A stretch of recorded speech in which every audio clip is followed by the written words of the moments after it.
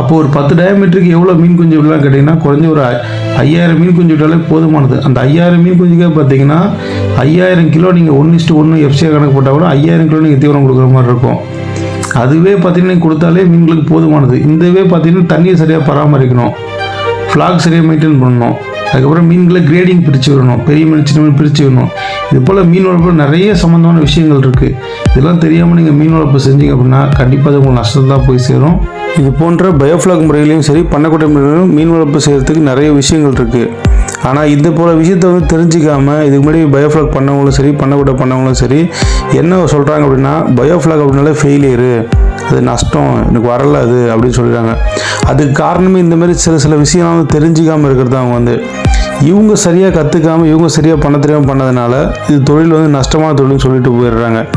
யாராவது நம்ம கமெண்டில் கேட்குறவங்களுக்கு பதில் நம்ம கொடுக்குறோம், அவங்க திருப்பி பதில் சொல்ல மாட்டுறாங்க. ஏன்னா அவங்களுக்கு அந்த விஷயமே தெரியல. ஒரு எஃப்சிஆர் என்னன்னு கேட்டால் தெரியலன்னு சொல்கிறாங்க, ஒரு D1 கேட்டால் என்னென்னு தெரியலன்னு சொல்கிறாங்க, ஒரு PHன்னு கேட்டால் அது தெரியலன்னு சொல்கிறாங்க. இது போல் மீன் வளர்ப்புக்கு எதுவுமே தெரிஞ்சிக்க மாட்டாங்க. ஆனால் மீன்கள் மட்டும் வளரணும்னு நினைக்கிறாங்க, அது லாபகரமாக கொண்டு போகணும்னு நினைக்கிறாங்க. இவங்கள போல ஆட்களுக்கு நம்ம என்ன சொல்ல முடியும்? இவர்களை போல நபர்களுக்கு என்ன சொல்லலாம் அப்படின்னு சொல்லிட்டு கமெண்ட்டில் கண்டிப்பாக தெரிவிங்க.